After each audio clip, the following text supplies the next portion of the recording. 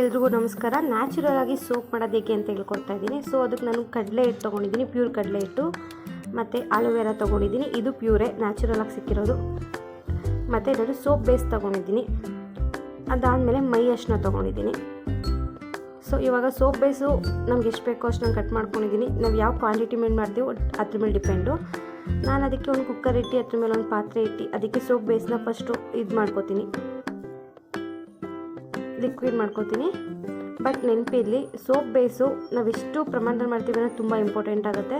ನಾವೇನಾದರೂ ಸೋಪ್ ಬೇಸ್ನ ಸ್ವಲ್ಪ ಹಾಕ್ಬಿಟ್ಟು ನಾವು ಇವಾಗ ಏನೇ ಮಿಶ್ರಣ ಮಾಡ್ತೀವಲ್ಲ ಅದೆಲ್ಲ ಜಾಸ್ತಿ ಹಾಕಿದ್ರೆ ಸೋಪು ನೀಟಾಗಿ ಬರಲ್ಲ. ಸೊ ಸೋಪ್ ಬೇಸ್ ತುಂಬ ಮುಖ್ಯ. ಸೋಪ್ ಬೇಸ್ ಸ್ವಲ್ಪ ಜಾಸ್ತಿ ಆದರೂ ಪರವಾಗಿಲ್ಲ, ಕಮ್ಮಿ ಮಾಡ್ಕೊಳಕ್ಕೆ ಹೋಗ್ಬಿಡಿ. ಸೊ ನಾನು ಈ ಥರ, ಇವಾಗ ನಿಮ್ಗೆ ಡೌಟ್ ಬರ್ಬೋದು ಏನಕ್ಕೆ ಕುಕ್ಕರಲ್ಲೇ ಇಡ್ತೀವಿ ಅಂತಂದರೆ, ಅದು ಹಂಗೆ ಇಟ್ಟರೆ ಸೋಪ್ ಬೇಸು ಕಚ್ಕೊಳ್ಳೋ ಚಾನ್ಸಸ್ ತುಂಬ ಇರುತ್ತೆ. ಸೊ ನಾವು ಡೈರೆಕ್ಟ್ ಈಟ್ ಕೊಡ್ಲಿಕ್ಕಾಗಲ್ಲ. ಸೊ ಅದಕ್ಕೋಸ್ಕರ ನಾವು ಹಬೆ ಕೊಟ್ಟು ಸೋಪ್ ಬೇಸ್ನ ನಾವು ಇದು ಮಾಡಬೇಕು. ಸೊ ಇವಾಗ ನೋಡ್ಬೋದು ಫುಲ್ ಇದಾಗಿದೆ, ನಾನು ತೆಗ್ದಿಕ್ಕೊಂಡಿದ್ದೀನಿ ಕೆಳಗಡೆ. ಸೊ ಅದಕ್ಕೆ ನಾನು ಮನೇಲೇ ಪ್ರಿಪೇರ್ ಮಾಡಿದ್ದು ಕಡಲೆ ಹಿಟ್ಟು ಮತ್ತು ಮೈ ಅರಿಶಿನ ಹಾಕ್ತಾಯಿದ್ದೀನಿ ಸ್ವಲ್ಪ.